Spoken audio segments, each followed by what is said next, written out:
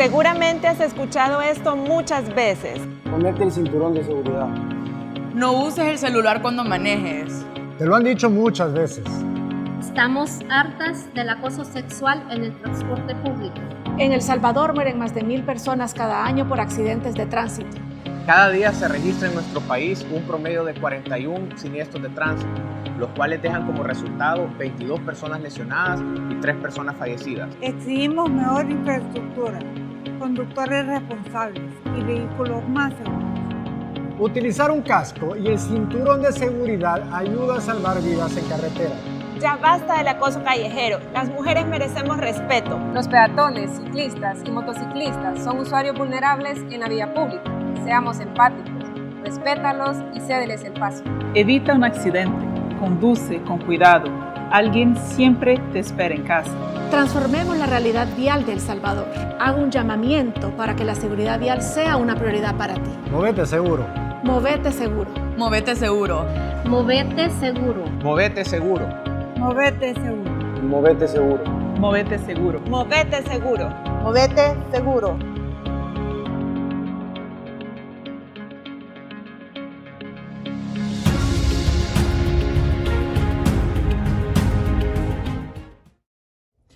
Las estadísticas oficiales de El Salvador muestran que en el 2019 se contabilizaron más de 20.000 accidentes de tránsito, dejando más de 1.400 fallecidos y casi 11.000 lesionados.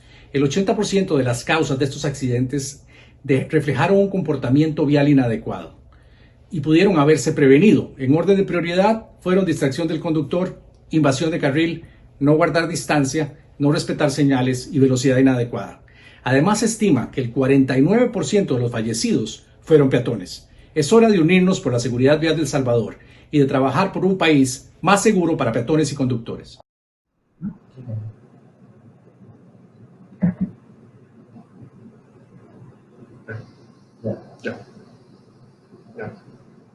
Bueno, buenas tardes. Soy Luis Rodríguez. Hace un par de semanas era comisionado de proyectos estratégicos del gobierno. Ya pasamos a otra faceta política. Pero bueno, primero agradecerle a Vanessa Rubio por la honorable invitación para abrir este foro. Por otro lado, pues también agradecerles a los ponentes que están colaborando en esto. Bueno, un saludo a Linda Gómez, un saludo a Andrea Oliver, a Guillermo Rodríguez y a Juan Carlos Botrán, que obviamente pues cada quien con su experiencia dará las mejores observaciones y las mejores ideas para que nosotros logremos de una vez por todas cambiar esto. Evidentemente la movilidad tiene muchísimos factores que quizás en algunos casos o en nuestros países se ha permitido que eso se vayan dando, se vaya permitiendo que esto crezca, que la problemática se vuelva una especie de bola de nieve ahora con muchísimas aristas, con muchísimas causales, con muchísimas consecuencias que arreglar. Y bueno, quizás a mí me gustaría tocar un tema sumamente importante, que en este caso es el tema orden. Y el orden está establecido, debe estar establecido básicamente en todo lo que nosotros hagamos. En primer lugar, un orden político al respecto. Político en el sentido de que en nuestro país se siguen permitiendo, por ejemplo, año con año, que las unidades de buses chatarra sigan funcionando en el país, lo cual esto provoca accidentes, contaminación, un sistema desordenado, una administración desordenada al respecto, y eso pues va provocando una serie de consecuencias, entre ellas las vidas humanas, la seguridad humana, etc. Por otro lado, también tiene que haber un orden establecido en cuanto a ciertas leyes de utilización de vehículos. que básicamente no debería ser así. Deberíamos nosotros de tenerlo como un factor cultural, el hecho de manejar sin utilizar el teléfono, de manejar sin distraernos, de manejar con cuidado, etc. De no manejar excesiva velocidad, de tener mantenimiento vehicular preventivo. Desgraciadamente no hemos llegado todavía a esos niveles y por lo tanto pues, también tenemos que establecer orden en esos aspectos. El cinturón de seguridad obligatorio, multas, etcétera, o sea, no debería de pasar, no es un plano ideal, pero son cosas que se tienen que hacer y son cosas que se tienen que hacer para poner orden en este aspecto. Por otro lado, evidentemente tiene que haber un refuerzo en la seguridad para evitar temas internos dentro de las unidades de transporte, en la calle, en las aceras, etc. Casos como el acoso sexual hacia las mujeres, tanto en las paradas de buses, así como en los buses, está ya determinado que el DNV maneja unos datos muy tristes para nosotros, para que más del 80% de las mujeres se sienten seguras en una unidad de transporte.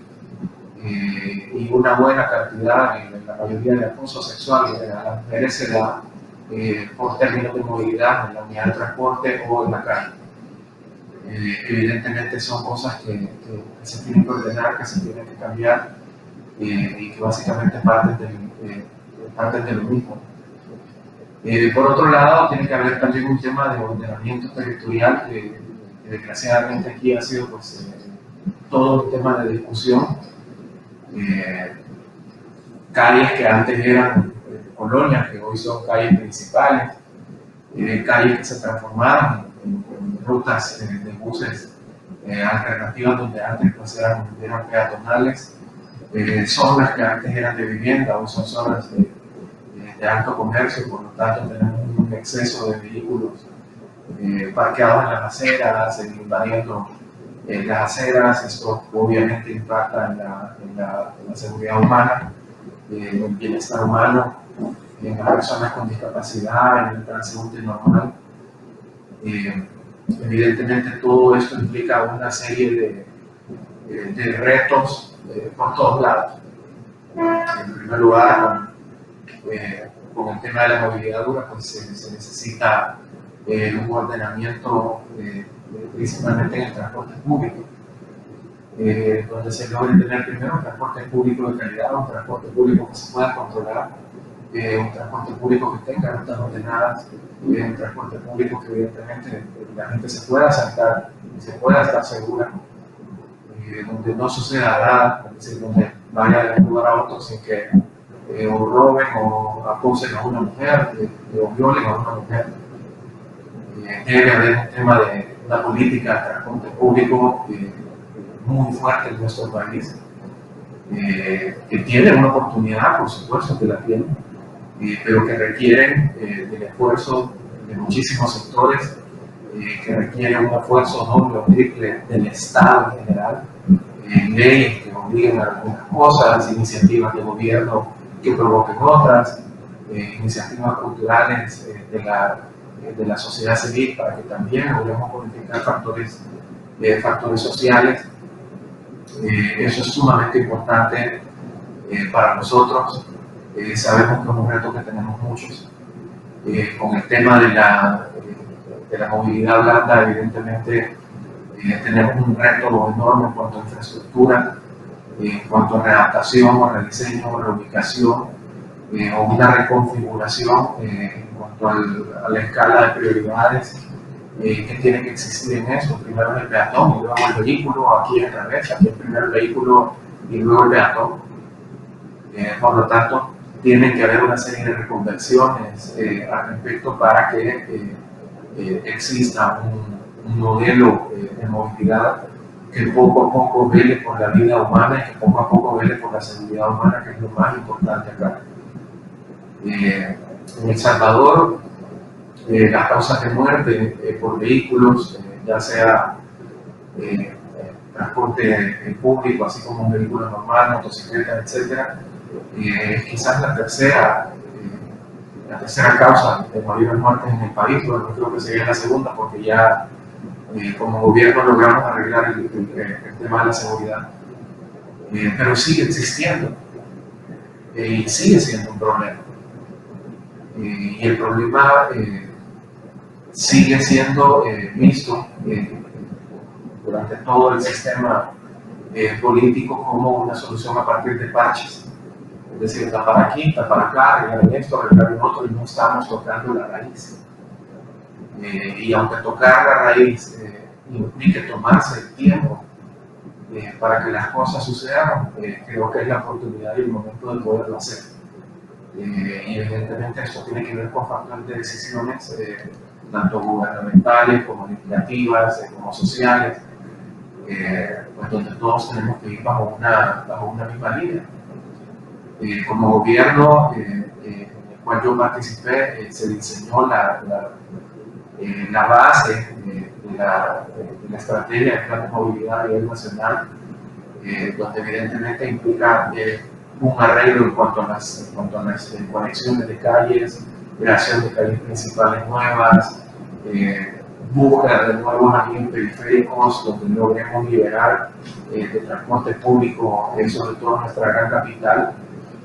San Salvador tiene el 73% de la vida comercial a nivel nacional se encuentra en San Salvador, por lo tanto la movilidad es clave. Ha habido también un fenómeno de movilidad de gente hacia otras zonas de vivienda, donde ya San Salvador pues, ya llegó prácticamente a un tope, y donde la gente pues, está migrando hacia otros municipios aledaños, pero siguen trabajando acá, siguen teniendo una vida acá, siguen teniendo que estar aquí en la gran capital, y por lo tanto la única dinámica es todas las mañanas la gente va hacia San Salvador, todas las noches la gente regresa de San Salvador a sus hogares, y por lo tanto pues lo que se tiene adentro es un caos. Eso nos lleva a factores colaterales también importantes que hay que considerar, y es la parte de la descentralización y el nuevo reordenamiento de la ciudad. Evidentemente nos implica la creación de nuevos polos de desarrollo en otros municipios que nos permita poder comenzar desde cero, poder comenzar desde ciertos puntos a ordenar, a planificar, a ir creando una serie de estrategias donde la vida sea en ese municipio, a empezar a descentralizar, a empezar a soltar, cosa que para nosotros es sumamente importante y se ha estado desarrollando dentro del plan de movilidad. Necesitamos evidentemente un trabajo conjunto en el que el gobierno no solo juega un papel importante, sino también la empresa privada, la sociedad civil, los desarrolladores, etcétera, para que podamos empezar a liberar nuestras ciudades.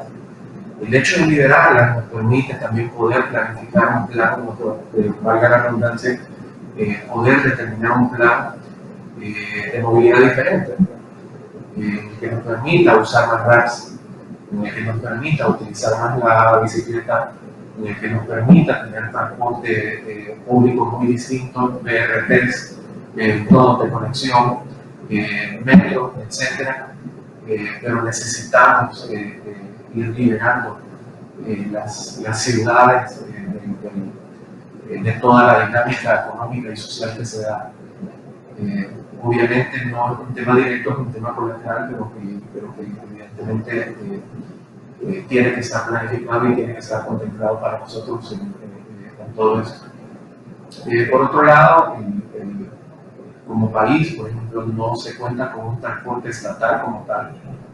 El transporte que nosotros llamamos público realmente es privado, y por lo tanto pues hay un reto enorme en cuanto a si se hace un cambio en este aspecto, o si se crean nuevas reglas en este aspecto, o si se endurecen una serie de reglas también en este aspecto, para poder ir controlando y ir teniendo una serie de rutas y una serie de conexiones que sean muchísimo más ordenadas del caos que se tiene actualmente, que ha sido histórico. Esto nos implica pues, una planificación como país es un proyecto que tiene que ser asumido como país, no como sectores. Tiene que ser asumido como país, tiene que ser asumido como Estado. Tiene otras aristas importantes que se están trabajando. Tiene que ver con aspectos comunitarios también, tiene que ver con aspectos de entrenamiento urbano y territorial.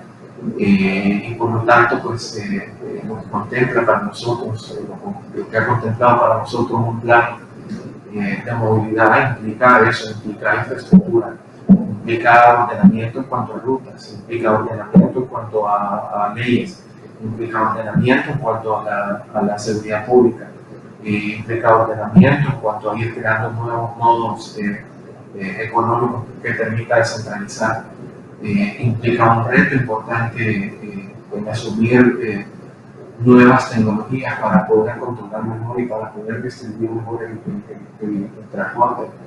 Implica todo un trabajo de campaña social en que también la sociedad civil vaya participando en un mejor comportamiento, en una mejor forma de movilizarse, de ser más prácticos al momento de movilizarnos. Es la realidad que nosotros tenemos, es la realidad que se ha permitido desde hace muchísimo tiempo, y siendo críticos en esto, pues como país, pues ahora ya estamos tratando de asumir cada una de estas causales. Se está tratando de asumir una estrategia integral para que toque cada una de estas. Y se tiene claro que sí, hay que resolver problemas de momento, pero que eso no nos quite el foco de poder arreglar esta cuestión a futuro y que toquemos los problemas de raíz de una vez por todas. Sé que cada país pues tiene sus estrategias. Nosotros pues hemos tenido la oportunidad de ver muchas, tanto en Latinoamérica como en Estados Unidos, como en Asia. Hemos visto diferentes estrategias con las cuales hemos ido alimentando también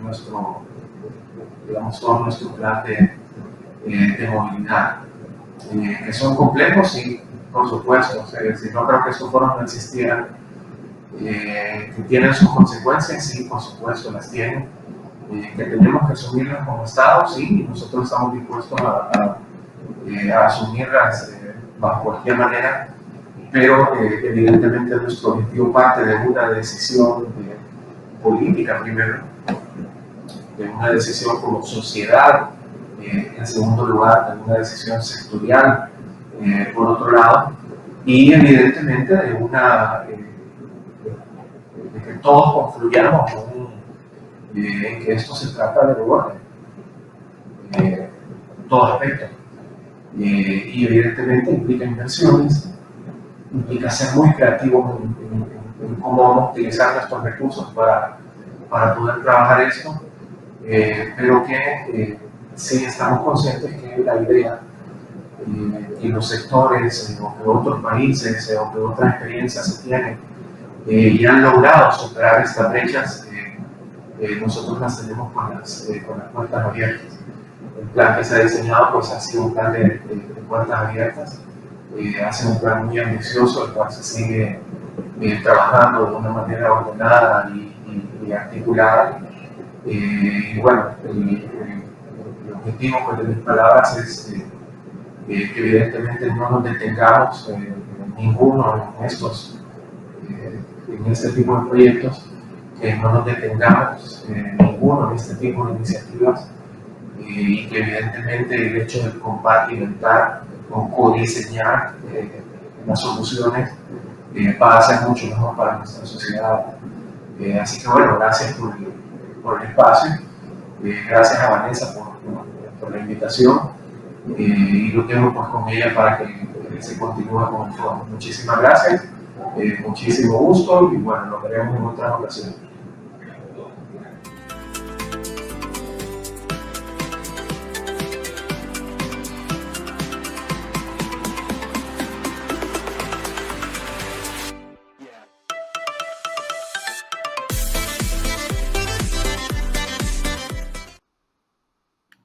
Buenas tardes. Nos encontramos ahora ya en el último panel de este Congreso Iberoamericano de Movilidad y Seguridad Vial y muy contentos por estos resultados y con este foro que está espectacular con panelistas de primer nivel.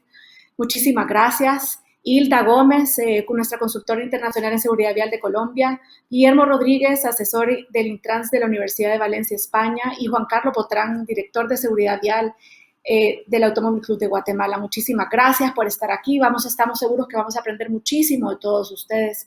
Como ustedes saben que los grandes retos de la movilidad y la seguridad vial giran en torno a la prevención de muertes y lesionados graves por tránsito, para cual esto se debe adoptar políticas, estrategias y medidas a fin de lograr reducir las muertes por esta causal, adoptando obviamente las estrategias basadas en un enfoque integral de seguridad.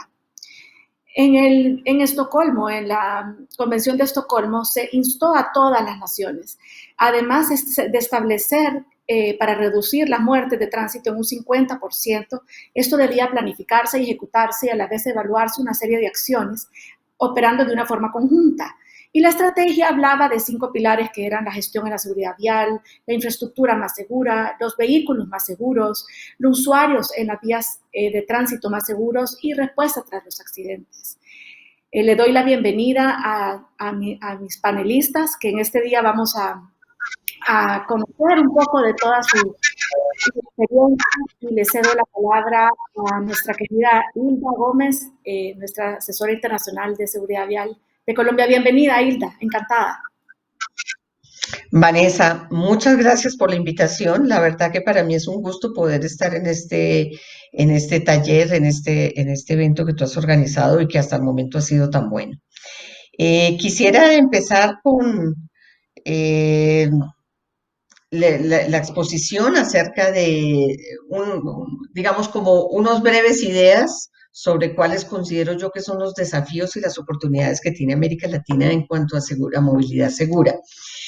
Para dar un poquito como inicio al panel que como se han desarrollado estos, lo que se quiere es que sea más un conversatorio que una larga presentación. Lo primero que yo quisiera decir, complementando lo que decía Vanessa, es que el gran desafío que tenemos, pues en general en el mundo, pero en América Latina, es realmente lograr que el sistema vial sea un sistema seguro. No voy a entrar a ahondar en la presentación, en los detalles del sistema seguro, pero solo quería en esta introducción decirles, mire, el sistema seguro, para entenderlo bien, es el sistema vial debe volverse como el aéreo. En la aviación civil mundial, en un año hay menos de 500 muertos.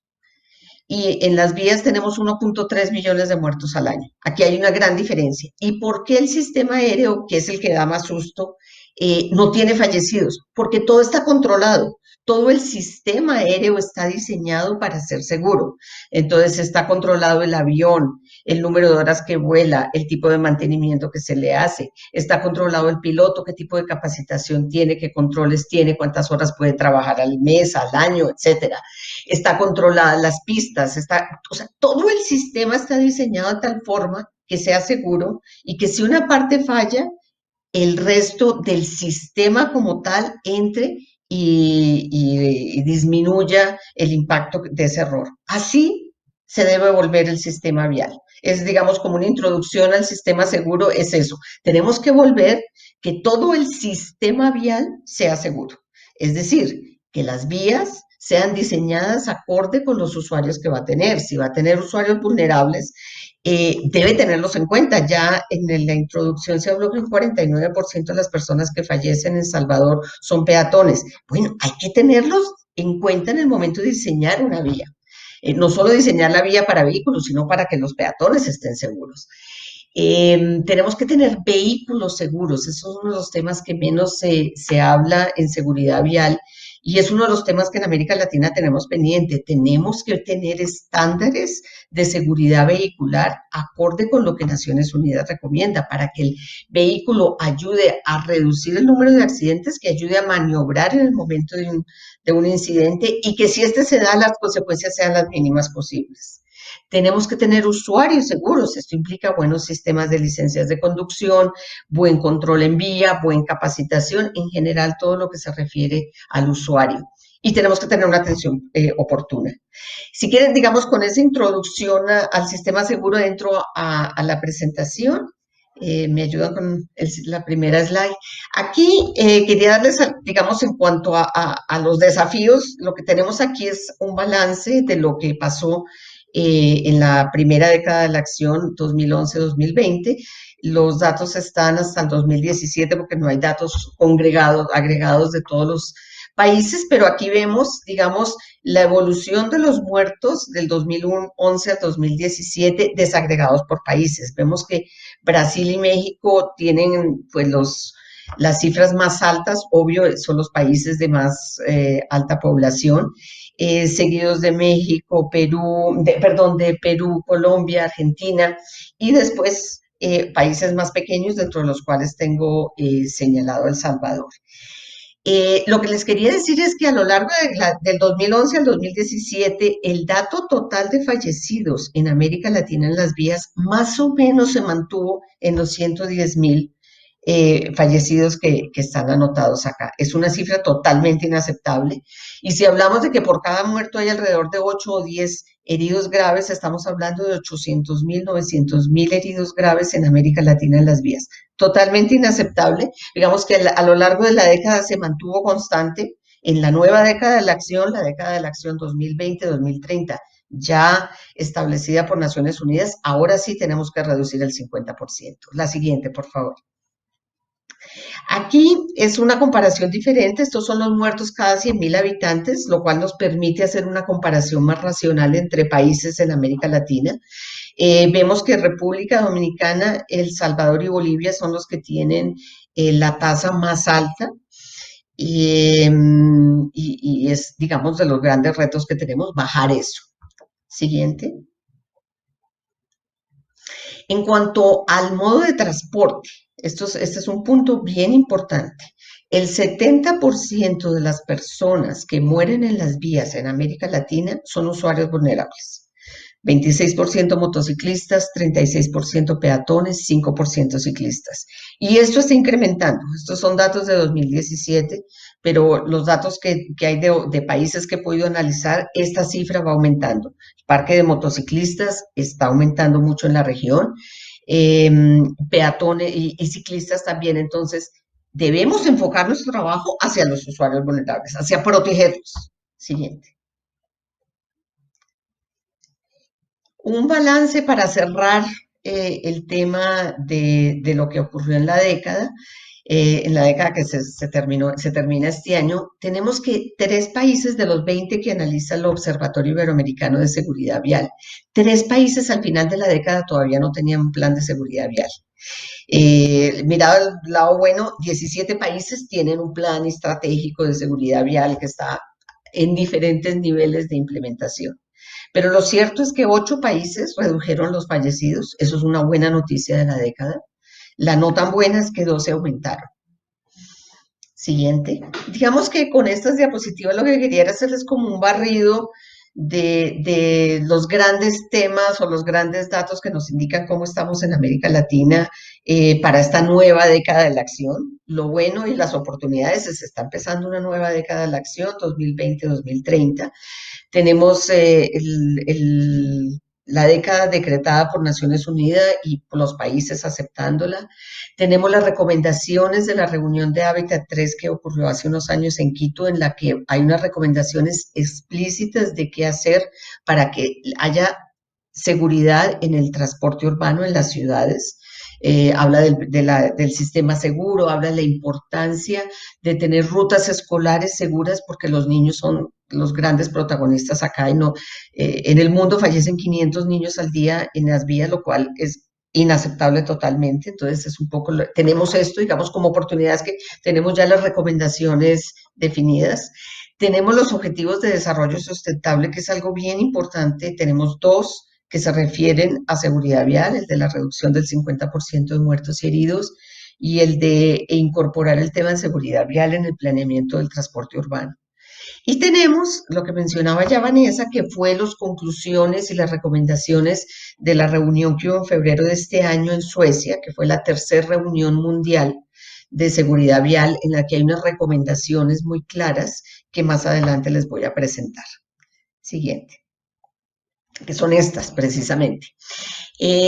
Cuando se fue se estaba planificando esta reunión, se contrató un grupo de expertos a nivel internacional que dieran una idea de qué se podía proponer adicional en esta década de la acción frente a lo que ya estaba definido en la primera década para tratar de tener un impacto mayor, un impacto en la reducción de fallecidos. Y una de las cosas que los expertos dijeron es, debemos unir la seguridad, la movilidad segura, la seguridad vial, a otra serie de programas que hay a nivel mundial, como los Objetivos de Desarrollo Sostenible, como algunas de las cosas que ya les he mencionado. Entonces, estas recomendaciones que les voy a explicar ahora, que fue el gran producto que trajeron esos expertos a la reunión mundial, tiene que ver en cómo se relaciona la seguridad vial básicamente con los Objetivos de Desarrollo Sostenible. Y ellos lo que dicen es, pues, o sea, además de implementar el sistema seguro, además de tener en cuenta los 5 pilares de la seguridad vial, que es la gestión, las vías, los vehículos, los usuarios y la atención a víctimas, deberíamos introducir en esta nueva década, lo primero, prácticas e informes sostenibles. Esta recomendación lo que quiere decir es, mire, hay que involucrar el tema de seguridad a nivel laboral en las grandes empresas, pero también en las pequeñas. Introduzcamos seguridad vial en el funcionamiento de las empresas, en la operación, y que anualmente las empresas reporten qué han hecho en cuanto a seguridad vial dentro del funcionamiento de la empresa. Y yo personalmente creo que el tema de seguridad vial laboral es uno de los temas que más rápidamente ayudan a tener resultados en seguridad vial. ¿Por qué? Porque si una empresa que tiene un componente importante de movilidad introduce dentro de su operación la seguridad vial de manera explícita, automáticamente reduce los siniestros viales y además tiene un efecto multiplicador en la sociedad. El segundo es el exceso de velocidad. Todos sabemos que una de las cosas más críticas en seguridad vial es la velocidad. Un incremento de 1% en un límite de velocidad de una vía trae crecimiento muertos de alrededor entre un 3 y un 5%, o sea, es un crecimiento exponencial. La velocidad es crítica, entonces esta recomendación dice, debemos controlar el exceso de velocidad y reducir los límites de velocidad de acuerdo con la funcionalidad de la vía y el tipo de usuarios que vaya a tener. La tercera recomendación es algo que también es muy fácil de implementar y yo creo que es muy práctico y es cuando se haga contratación pública, bien sea desde el gobierno o desde la empresa privada, que se haga una licitación pública para cualquier cosa. Si se introducen criterios de seguridad vial, esto va a tener un impacto muy grande. Por ejemplo, se va a contratar el sistema de buses de una ciudad. Bueno, si tenemos en cuenta los criterios de seguridad de los buses, cómo deben operar, cómo se deben controlar los conductores, y se mete todo eso dentro de la contratación, el impacto es grandísimo y a un costo muy económico. O cuando se va a contratar el servicio de repartición de comidas en una región, si se tienen en cuenta criterios de seguridad vial en la licitación, se tiene un impacto muy grande y de una manera muy fácil. Vehículos seguros en el mundo. Ya lo había mencionado hace un momento, necesitamos que todos los países exijan estándares de seguridad acorde con lo que Naciones Unidas recomienda. Y en América Latina en este punto estamos muy mal, por eso nos venden vehículos que no son seguros. Cambio modal, este es uno de los puntos, ya se mencionaba al principio de este panel, debemos procurar que la gente utilice modos de transporte que sean más seguros. Esto es el modo peatonal, que se utilice más bicicleta, más transporte público colectivo. Entre más utilicemos transporte público colectivo, menos auto particular, vamos a tener menos siniestros y menos fallecidos. 30 kilómetros por hora como límite en zonas urbanas, este es complementado con el de exceso de velocidades, hay que reducir los límites de velocidad. En zonas urbanas donde hay presencia de peatones, de ciclistas, no puede haber más de 30 kilómetros por hora, porque definitivamente si existe un choque, la gente no va a sobrevivir. Y tenemos que dejar a un lado el concepto de que velocidad es desarrollo, de que si tenemos vías a altas velocidades somos más desarrollados. No, sobre todo en zonas urbanas, entre más la ciudad sea para los ciudadanos, mucho mejor. El sexto, es salud infantil y adolescentes, o sea, la seguridad vial de los niños y los jóvenes. Es uno de los aspectos que tenemos que trabajar de manera explícita. Debemos tener rutas escolares seguras, debemos tener vehículos escolares y transporte escolar seguro para nuestros niños. Tecnología, es utilizar la tecnología que existe hoy en día, que todos los días hay más, para prevenir siniestros. Esto es fundamental. Sé que ya hubo un panel que tocó este tema y lo que nos dice el grupo de expertos es usemos toda la tecnología que hay disponible hoy para reducir los fallecidos. Y por último tenemos el tema de infraestructura. La infraestructura es un componente fundamental dentro del sistema seguro que nos ayuda a definir cómo hacemos las vías seguras para todos los usuarios. Siguiente.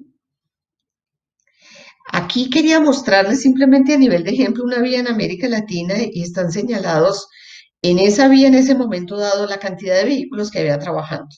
Esto ayuda a que vean la importancia de tener seguridad vial explícita en el ámbito laboral. Aquí tenemos, yo creo que más de los señalados acá están en un ámbito laboral. En Europa, las estadísticas dicen que entre un 40 y un 60% de los siniestros son laborales. Simplemente quería, de manera gráfica, demostrarles la importancia de este tema. Siguiente. Y por último, hay un tema que yo siempre lo pongo y que yo creo que es fundamental, que es de la atención integral a víctimas. Desafortunadamente, como no hemos logrado prevenir muchos accidentes y tenemos esta enorme cantidad de víctimas, tenemos la responsabilidad de darles una atención adecuada a las víctimas. Existe este manual que está disponible para que lo usen, que habla de cómo se crea una unidad de atención a víctimas, qué tipo de apoyo psicológico se debe dar, qué tipo de apoyo en los procesos legales. Los invito a bajar esa guía, verla y ponerla en práctica. Siguiente. Y por último, yo creo que en América Latina tenemos el compromiso de evitar muertos en las vías, o sea, tenemos que hacerlo en esta década, el 2020-2030, tenemos que lograr reducir los muertos. Haciendo un comparativo con el COVID, aquí sí tenemos las vacunas. Lo que pasa es que tenemos que aplicarlas bien y acorde con el protocolo. Haciendo medidas aisladas no se resoluciona el problema. Tenemos que aplicar el sistema seguro de que les hablé al principio de manera integral para poder tener resultados. Muchas gracias y bueno, estaré aquí para el panel.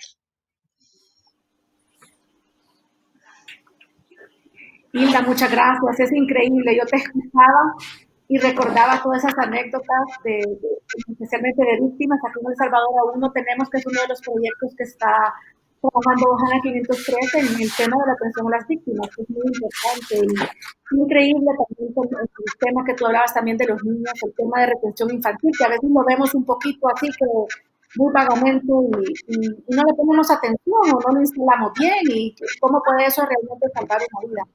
Y el sistema seguro, pues, es importante. En El Salvador no da tristeza que seamos uno de los países más accidentados, pero para eso estamos aquí, para aprender de todos ustedes, de los expertos, y hacer una realidad y hacer ese cambio, hacer todas esas ideas ya en una acción de ser el cambio. O sea que muchas gracias por esa intervención.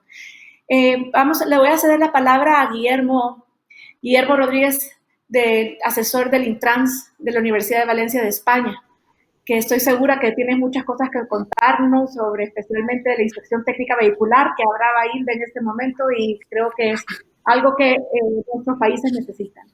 Adelante, gracias, Guillermo, por acompañarnos. Muy buenas tardes en Sudamérica y buenas noches aquí en España para los que nos estén siguiendo. Agradecer a la organización, como no podía ser de otra forma, la oportunidad que me da de estar con todos vosotros y de aprender todo lo que he podido aprender en estos paneles que ha habido durante todo el Congreso. Ya de forma privada he hecho el comentario de que me ha parecido un congreso magnífico. Organizar algo así en una situación como la que estamos es muy complicada y bueno, pues agradezco muchísimo y doy la enhorabuena a Vanessa y a todo su equipo por el resultado del congreso. Tengo una pequeña presentación que me gustaría ir presentándoos para indicar un poco la importancia que tiene la inspección técnica de vehículos como uno de los pilares fundamentales de la movilidad y de la sostenibilidad de los vehículos de cara a la seguridad vial y medio ambiente. Procedo de un país donde realmente desde el año 85 se está utilizando ya todo el entramado que tenemos de estaciones ITV que han ido creciendo de una manera exponencial hasta el punto de que tenemos prácticamente unas 450 estaciones ITV en España que controlan todo el tema de los vehículos que circulan con sus periodicidades y con sus caducidades y sus peculiaridades que tienen cada uno de ellos en función de la antigüedad y del tipo de vehículos que tenemos. Y fundamentalmente, pues, está claro que yo defiendo la utilización de esa inspección técnica de vehículos porque es necesario que se compruebe el estado de mantenimiento de los vehículos y, de hecho, aquí en España, desde el año 2007, pues aparece tenemos un estudio que realizamos que es la contribución de la ITV a la seguridad vial y que bueno, os voy a presentar en esta ponencia. Aquí tenéis un pequeño anagrama de un simposio de autobuses y autocares que tuvimos en el año 2018 en España, en el que se habla de una función triple cero, de cero víctimas, cero accidentes y acceso a todo tipo de personas, cualquier tipo de vehículo, el acceso a las personas de movilidad reducida, ese tipo de vehículos. Y la complejidad que tiene el vehículo pasa porque ahí vemos algunas transparencias en el que un turismo tiene que tener, un vehículo tiene que tener aproximadamente 60 actos reglamentarios que tiene que cumplir.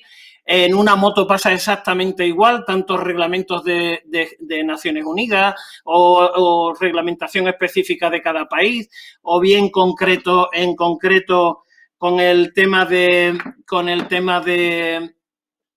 autobuses, que pasa exactamente lo mismo, donde tenemos una serie de reglamentación que hacen que estos vehículos sean mucho más seguros, hasta el punto de que constantemente los vehículos van actualizando esa reglamentación y van mejorando con todos los temas de seguridad que tenemos ahora mismo, de salida de carril, de control de presión de neumáticos, en el caso de autobuses la incidencia del vuelco del vehículo para minimizar los daños a las personas que van dentro, el tema de airbag, bueno, muchísima reglamentación.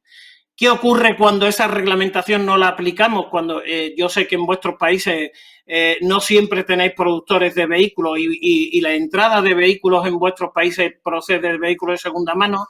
En el primer panel, Pera Navarro, el director general de Tránsito de España, llegó a comentar que se debería de restringir al máximo hasta un nivel de un 5% de vehículos con 5 años, la entrada de vehículos usados en los países para no convertiros en cementerios, ¿no?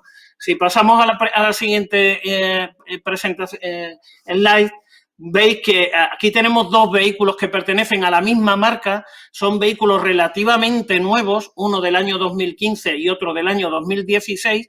Es un vídeo que os recomiendo que veáis porque es impresionante y veis que el vehículo rojo, el Nissan Suru, es un vehículo que no cumple los estándares de reglamentación de Naciones Unidas.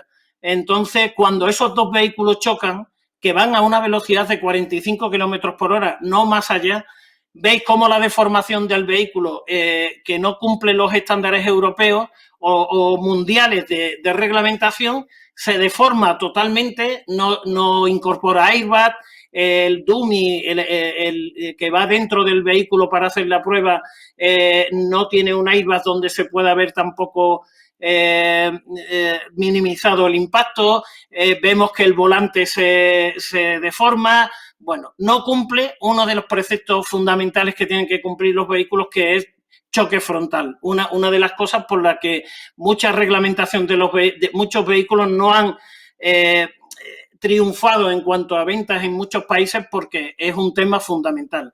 No voy a decir exactamente dónde se utiliza el Tsuru y dónde el Versa, pero simplemente os hago esa mención a que el primer vehículo, el rojo, es un vehículo que no tiene reglamentación de Naciones Unidas y en el otro sí. Copio una frase que se ha repetido muchísimas veces durante todo el Congreso. ¿Y qué pasaría si tuviéramos la vacuna para prevenir esos 1,35 millones de muertos? Pues sí, por favor, la próxima transparencia. Hubo una oportunidad que muchos no utilizaron. Sí, por favor, puedes pasar al próximo slide. Que no utilizaron, que era el Plan Mundial para el Decenio 2011-2020. Yo estaba en algún país donde decían en 2020 que querían acogerse al Plan Mundial, pero ya era tarde. Es decir, a este Plan Mundial 2011-2020 no te podías acoger ya porque ya está terminando. Había un pilar básico también, que era el de vehículos más seguros, en el que dentro de ese vehículos más seguros también estaba, por supuesto, todo el tema del control técnico de esos vehículos. Sí, por favor, pasa a la próxima slide. En España, que implementamos todo el tema de inspección técnica desde hace muchísimo tiempo, desde el año 1985 prácticamente, que es cuando ya se empezó a utilizar, a liberalizar de alguna manera, que no fuera solamente la administración quien pasara inspección técnica, pues vemos que el número de muertes a partir de ese momento, del año 89, se fue reduciendo drásticamente hasta llegar a la cifra récord de reducción de víctimas que hemos tenido en el año 2019, que es de 1.098 fallecidos en accidentes de tráfico, con un total de 46 millones de personas y con un parque de vehículos total, con todo tipo de vehículos, de 34 millones de vehículos.